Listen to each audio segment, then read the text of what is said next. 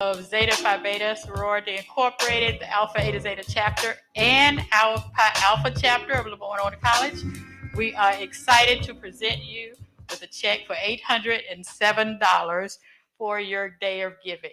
Thank you so much. Let's hear it for the ladies of Zeta Phi Beta Sorority Incorporated. Okay, Divine Nine, we've heard from the Deltas, we've heard from the Zetas. They have issued the challenge. You need to give. Give to 807 Day. Thank you, ladies. Thank you. We'll be back.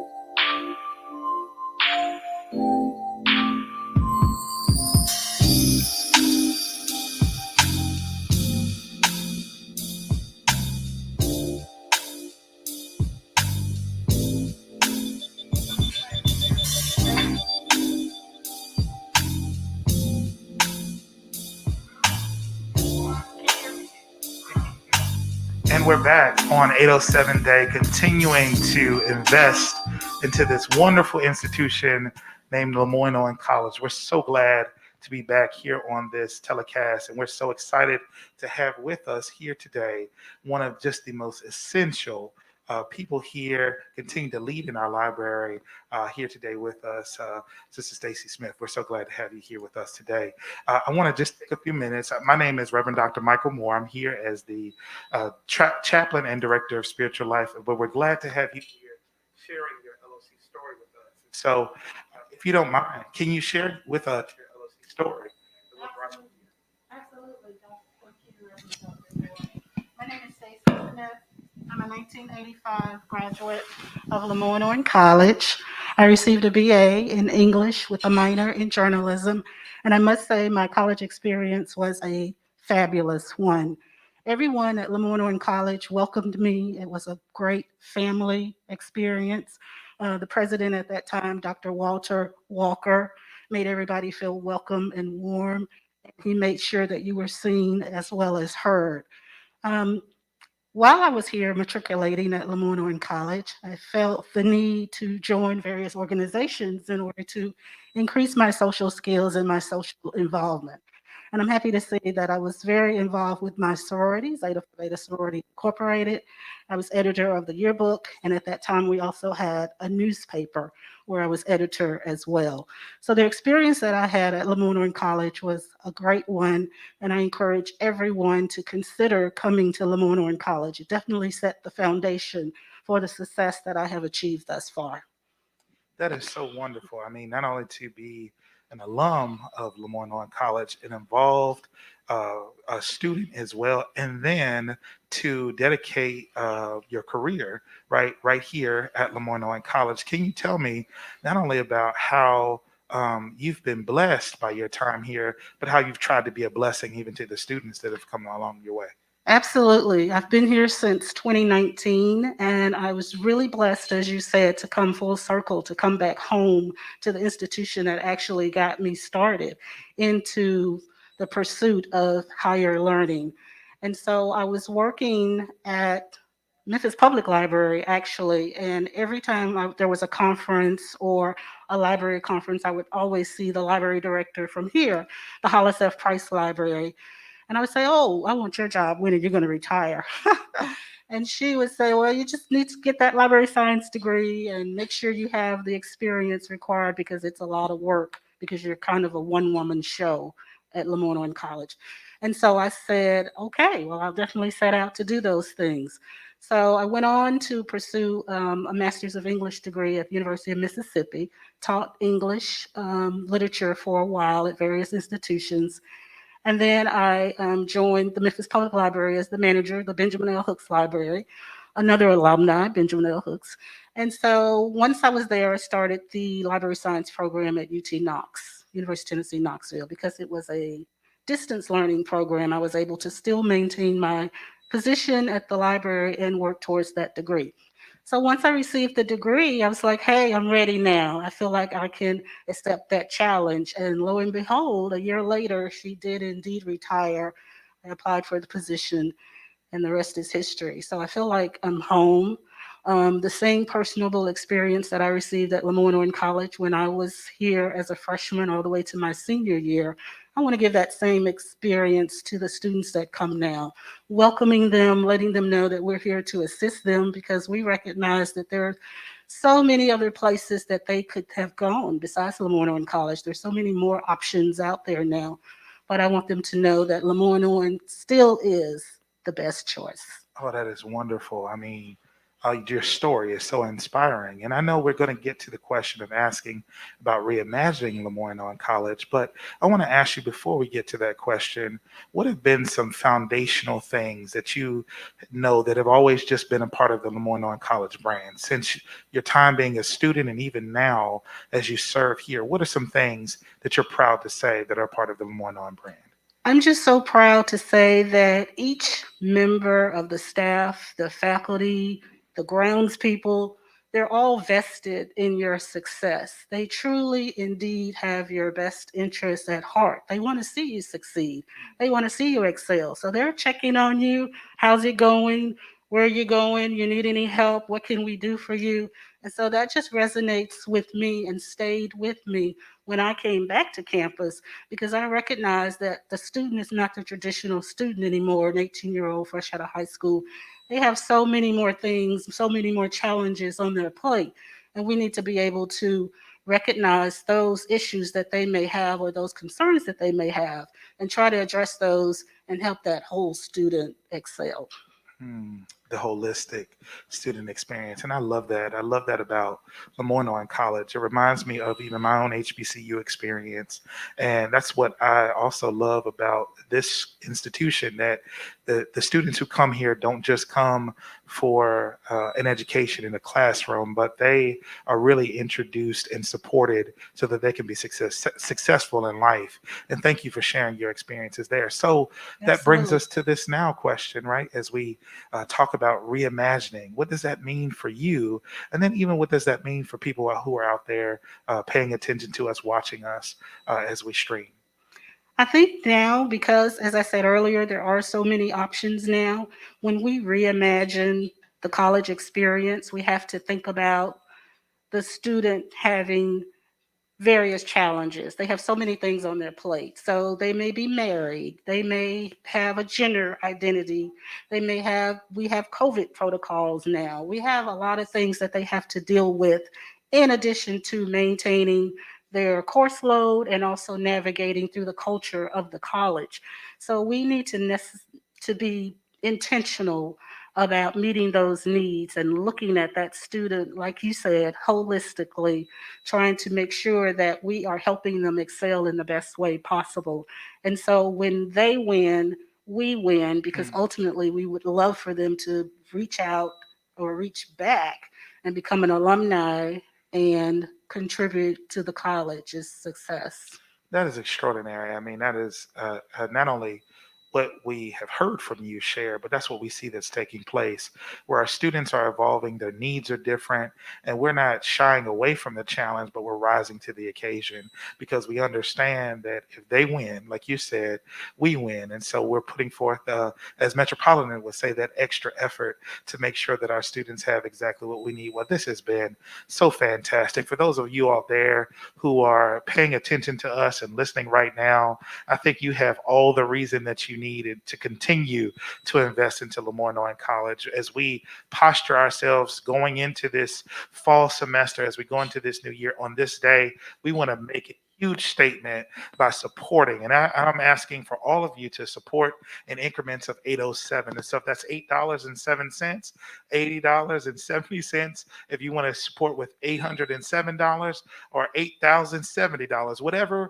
whatever increment of 807 you wanted to support with this school that is reimagining itself to meet the needs of the students, I'm inviting you to do just that. Now you can go to our website, www.loc.edu, or you can text MAGIC to the telephone number 345-345. So whatever ways that you support, we thank you in advance for what you're continuing to do. Let's just thank again Sister Stacy Smith for all the wonderful things that she's doing to help to make LOC a very magical place. Thank you so much for sharing your story here with us today. Thank you so much.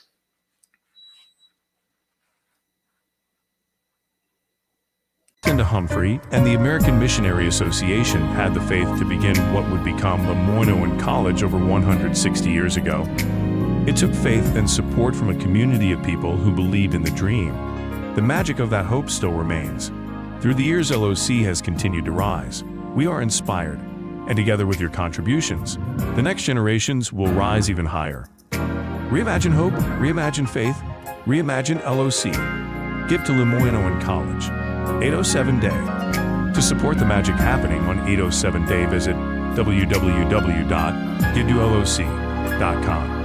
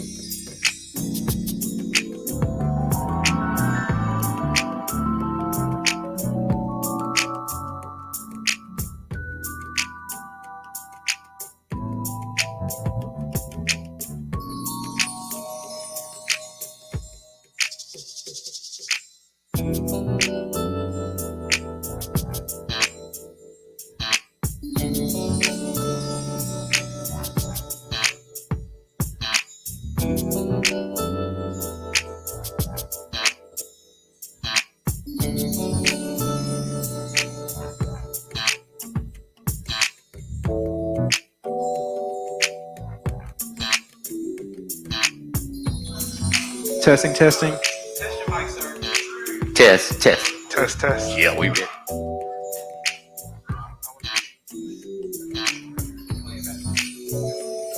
And we're back. And we're back here continuing with 807 Day. Excited to now continue in our conversations with people who have been impacted by LeMoyne-Owen College and its great legacy. I'm here with the one and only Harry Taylor, who is not only an alum of LeMoyne-Owen College, but he's also one person that I know very well because he's one of the deacons and also very gifted voices of the Metropolitan Baptist Church. And so I'm so glad to have him here today. I apologize in advance to you guys because he has on some paraphernalia that may make you all a little concerned.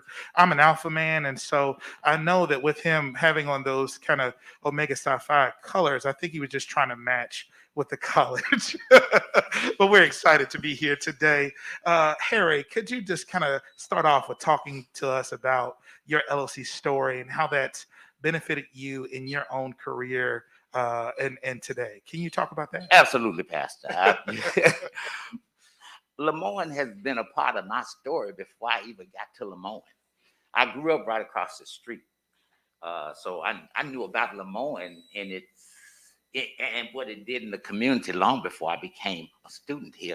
In fact, I became a student here because the president at that time decided that I didn't have any financial aid or anything, and that if I really wanted to go to school, that I could work in the janitorial department and earn some money.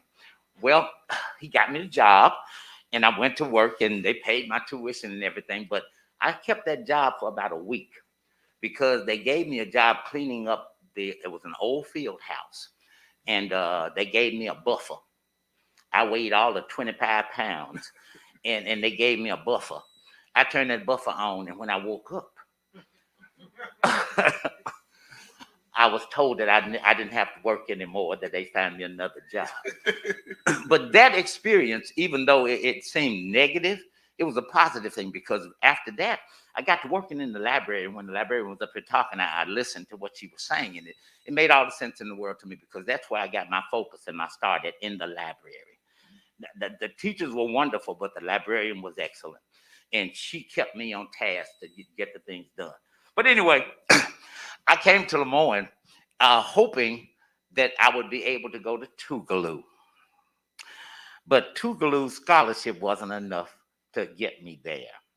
So I came to LeMoyne. We had a wonderful choir here. Dr. Mildred Green was the director of the choir here. And I got in the choir, and that's when I started singing. And she kept me going along the lines of staying in school. I didn't have a real focus because I didn't live at home. I was actually living from pillar to post, as my daddy would say, at that time because I was they call it couch surfing now. that you're staying with somebody here this night, you're staying with somebody there the next night. Over a period of time, I finally got a room in the athletic dorm on McLemore. I don't know whether many of you remember that building, but that was the building on McLemore that was the athletic dorm. The basketball players stayed there, and they had an extra room. Coach Jerry Johnson said, if you'll take care of my team and do all the things you have to do for them, you know, they'll travel with us and everything, you can stay in the dorm. I stayed in the dorm for 4 years in the summertime. It was a good situation because I didn't have any place else to go. But if you're listening to my story, you hear LeMoyne has saved me. LeMoyne brought me to a point where I had some, I knew that I needed some things, but I didn't know how to get them. Well, the thing that you're saying in terms of your story, right? Many students, even today, still share similar circumstances. And what you're telling me is that LeMoyne has had a foundation of taking students who need that extra help, that extra support, and just doing what we can for really wrapping services around them to make sure that, hey, Exactly. you know, dropping out is not an option. And I think that's so wonderful that you had people who didn't give up on you. That when one thing didn't work out, you were able to be pivoted to another area when, you know, and as you grew and you blossomed, there were people there to help, to nourish that in you. That you really sound like that you blossomed at LeMoyne-Owen Oh, College. I did. I really did. I know this name most of you will be familiar with, Clarence Christian. Mhm. Clarence Christian came over to my house in LeMoyne Garden and said, man, come on back here to school. We're going to work this out. I had gone home. I decided I wasn't going to go to school anymore. I was getting ready to go down to the post office and apply for a job, because we went down there to fill out the application to apply for all kinds of jobs. The application seemed like it was 6 miles long, but you had to go down there and fill out the application. Clarence came over and said, listen, come on back here. Come on back. We got you covered. And that is exactly why I stayed at LeMoyne. Dr. Clarence Christian decided that he was going to take it upon himself to come over to my house, which was really a shocker. That he came to my house and told me, no, you'll be all right. You need to graduate. And he basically was a foundation for me to move on. And later on in my career, we got a chance to work together. He's a professor at Southwest Tennessee. I'm the ombuds person at Southwest Tennessee at this point. And he was there. And when I got there, he, again, took me under his wing, gave me those things that I needed to be good in the job that I was doing. So the relationships that we had go beyond the walls of this college, and they go beyond the things that you would normally expect from people. People don't have to be nice to you. People don't have to be good to you. When you can walk into an environment like this and be embraced and made to feel like you are important, you know, I'm a poor little boy. I think I had 2 pair of jeans and a pair of tennis shoes. They weren't as good as these, but I had a 2 pair of jeans and a pair of tennis shoes. And for my first year, that's what I wore. And my first lady just mentioned my shirt. See, every chance I get, I buy me a new T-shirt because when I was in college, that's all the only thing we could afford. So I bought the T-shirt because it made me feel like I was coming home again. And she recognized it out in the lobby, and she said to me, she said, I see you with that brand new T-shirt on, got the creases still in it. I couldn't even deny it because that's exactly what I did. But that's a part of what made LeMoyne special to me, my being a part of that. And again, I pledged the better fraternity. Well, that's the pastor debatable. pledged what he could. And we're not angry about that. I'm glad you're a member of Alpha Phi Alpha. Really glad you're a member of Alpha Phi Alpha. Well, I was going to ask you, you know, and other than talking about your mistakes of pledging Omega Psi Phi, I wanted to ask you a little bit more about, you know, your career in higher education and how LeMoyne gave you that foundation, especially as you serve as one of the chief student advocates at another institution. And also, in addition to asking how LeMoyne has added value to your career in higher education, how do you continue to support LeMoyne even while you're employed at another institution? Now, I don't want to get you in too much trouble now, but as a LeMoyne alum, I'm sure you find all kinds of ways to continue to support the college. My experience at this college is what guides me in the work that I do now. I knew what I encountered, and I knew I felt like if I got the things that I needed, I can certainly provide those things to somebody else. Oh my goodness, y'all ain't been hearing me all this talking I've been doing. But I thought that I would be able to provide the same kind of nurturing, the same kind of guidance, and just quite frankly, I'm not the nicest person in the world when I work with my students. I think some things you have to be honest. I had people over here who weren't the sweetest people in the world in terms of the way they handle things, but they guided me in such a way. And the pastor preached about that. He said everything that's bad to you ain't necessarily bad for you. So, and that's why I got a lot of that from those individuals who were not necessarily good to me, but they were good for me. So it sounds like you had people in your life who didn't allow you to stay where you were, but they pushed you. And the maids, and I gotta say that. Yeah. Our maids and janitors did more guidance and feeding us. They would feed us, you know. And at LeMoyne at that time, and I guess a while ago, that out on the weekends, the basketball team would eat at Four-Way Grill. That's where we ate it on the weekend because the cafeteria was not open on the weekend. We got such relationships with them that they were feeding us all the time. Anytime we said we were hungry, and you miss the lady, I forgot her name, but she used to run Four-Way Grill. She all started it, and she would say, "When you see one of them, just feed them." And that was the way it all worked out. We had the community who would say, "Just feed them." You know, we would have things happening in LeMoyne Gardens that never touched LeMoyne College. There were accidents and incidences in the projects where we lived, but they never touched the college because there was a respect for this place, in this community, and around the city that nobody wanted to see or hear about anything going bad at LeMoyne. Well, that leads me to my next question, because you've talked about your experience right here at LeMoyne and how it's giving you a sense of pride. It's giving you, you know, a foundation for your professional career, even as you advocate for students in higher education. It is, you know, helped to really save your life in many ways. Yes. And the school has just given you not only connections and relationships, but it's giving you a foundation for how you just, you know, live your life. And so my question to you is, now, with so many things changing in the world, how do we reimagine LOC? What is, in your view, reimagining LOC as we talk about this, as someone who's deeply invested into the school, to the neighborhood, and also to this community? What do we do in terms of reimagining our school based on what you have noticed in terms of the trends in higher education? I think LeMoyne is purposely positioned right now to do good for all of us. When I came to LeMoyne because the opportunity was provided to me. There are a lot of people who are just missing opportunities, and they have to take advantage of them. And I've always been an advocate of higher education. I always thought that was very important. But I also recognize that there is a reality that exists now that didn't exist when I was in school. There are opportunities that students have now that I didn't have when I was in school. There are things that are available to them now that we didn't have when I was in school. And they're taking full advantage of it. You try to train them in such a way as to make them capitalize on that, what they got, they want to do, and adding to what they got. I think LeMoyne is going to do that. I see our young people talking about TikTok, talking about Facebook, talking about Instagram and all those things. But they recognize that there's a technology that they need to master. And there are other things besides the technology that they need to master. They need to understand English. You got to talk to somebody, and you need to understand what you're saying. You just can't assume that because I'm on TikTok and I'm making $10,000 a hit that you're gonna be all right.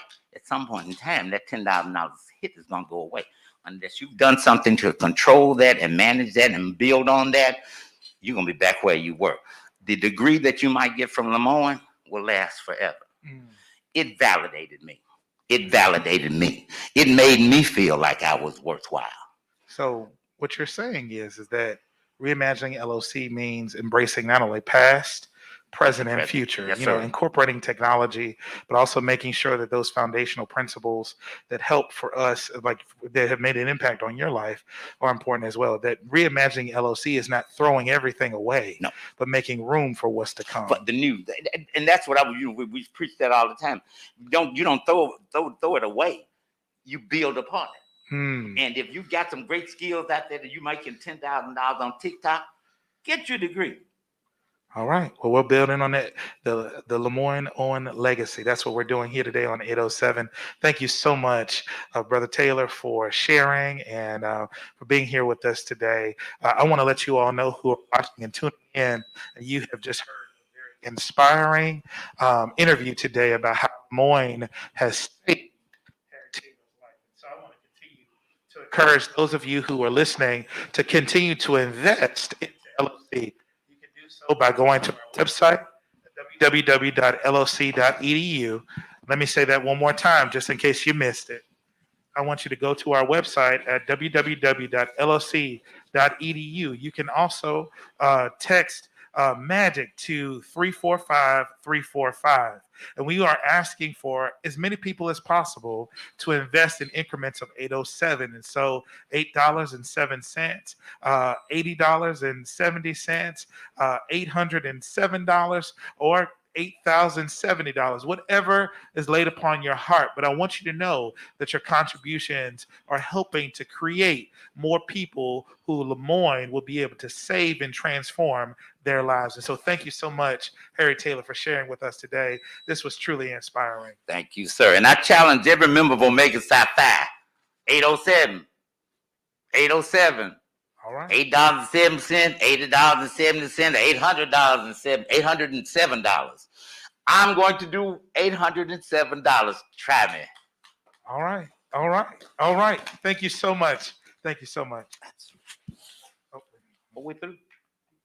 Oh, I'm not used to television. Cinda Humphrey and the American Missionary Association had the faith to begin what would become LeMoyne-Owen College over 160 years ago.